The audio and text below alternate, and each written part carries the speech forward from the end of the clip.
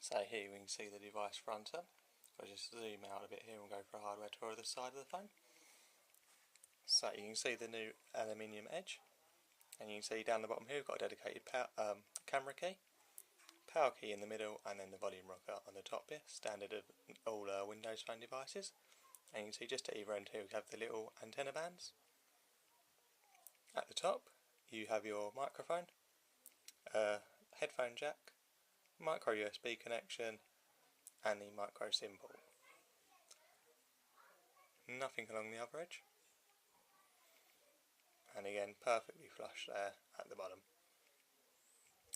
On the front of the device you've got your standard back, Windows key and search key. Then onto the back of the phone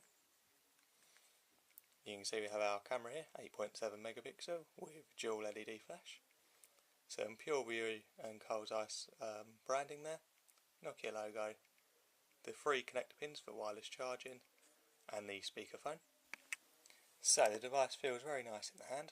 It's a lot slimmer than the Nokia Lumia 920 that came before it, this one measuring at 8.5mm thick, and it weighs 139 grams, again considerably less than the 920 beforehand, and you can really feel that. Feels quite comfortable in the hand, reasonably sharp corners, but your hand doesn't tend to sit there. One thing, the back finger does tend to go across the camera lens quite a lot, which can lead to smudges. Although these can easily be wiped off, they are a bit of a pain. Comes in 3 colours, as you can see I've got the white edition here, but it's also available in black and a grey colour. The black one also coming with the black aluminium edge. Then you can get some wireless charging covers that come in red, yellow, white and black again also. So as for hardware, we're running the same 1.5 GHz dual core Snapdragon S4 Pro as seen in the Nokia Lumia 920, again backed up by 1GB of RAM. This edition comes with 16GB internal memory rather than the 32 as seen on the Nokia Lumia 920, and again it's backed up by a 2000 mAh battery. You can get a 32GB edition, but in the UK that's currently an exclusive to Vodafone, and that's also only in the black colour. Call quality on the device seemed perfectly fine, with no drop calls throughout our testing period. As for the display of the device, if we just turn it on here, we've got the same display as on the Lumia 920 at 1280 by 768, so it's a 720p HD screen. However, on this device it's an AMOLED screen rather than an LCD as on the old Nokia Lumia 920. It's quite bright with good viewing angles, so as you can see here, just open that up. Nice and bright then, as you can see. Turn the device either way. Really good viewing angles there. The AMOLED screen really makes the colours pop out, which is great for Windows Phone. We'll just pop the device back down for a second. So the camera, obviously being one of the main features of this phone, we just bring that up. You can see we go across here and we've got camera.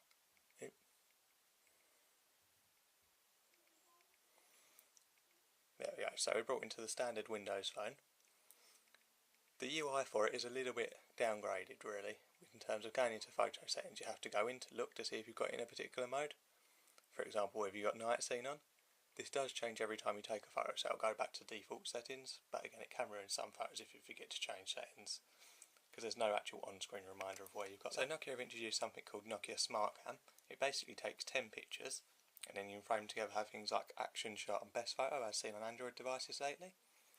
It is however quite a bit slower than the Android devices, so if we take for example here, just taking a random picture, if we get the 925 box in the way there, you can take that on and you tap onto the button and you can see the little circle comes up as it takes your 10 photos.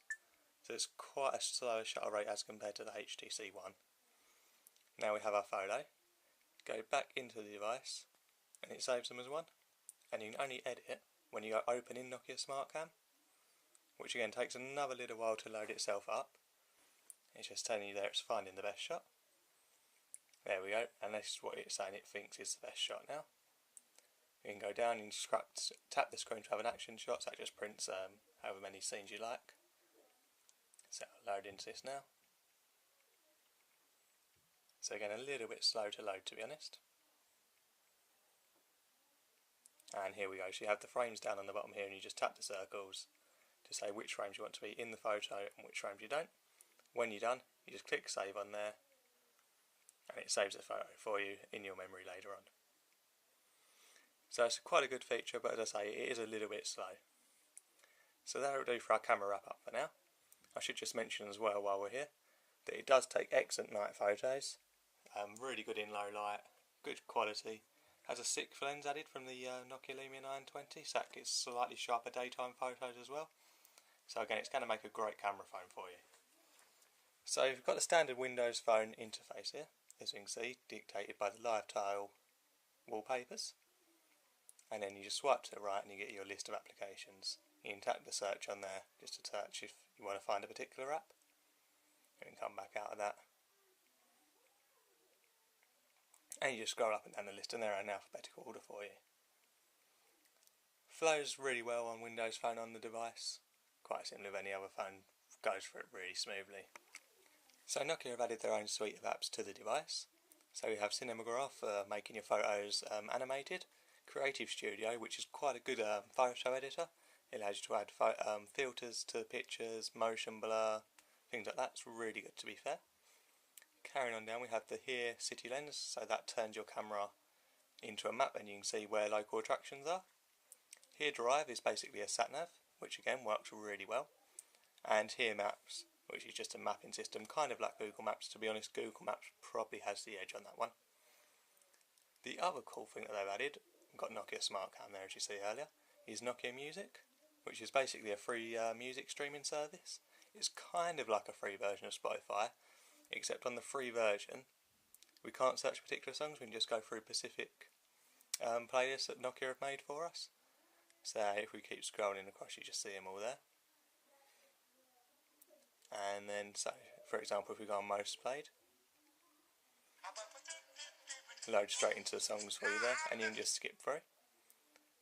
Now on the free version you can only skip up to 6 songs an hour, and then it basically means you can't skip anymore at that point. There is a paid version that goes for £3.99 a month, where you can skip unlimited songs. Unlike Spotify though, it doesn't have a search for a particular song, you do have to go through their playlists. So that is a little bit cheaper, but then it does have its downfalls as well. Okay, so that'll wrap it up for this review. If you have any questions, feel free to leave a comment below and I'll try to get back to you.